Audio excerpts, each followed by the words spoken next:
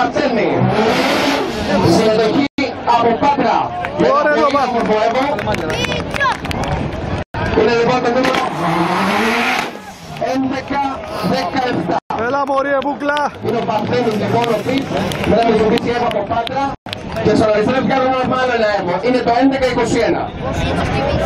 11-21. Να σπάσουν τα χρονόμετρα 19 τώρα. Βλαχογιάννης λοιπόν στον αριστερό διάδρομο.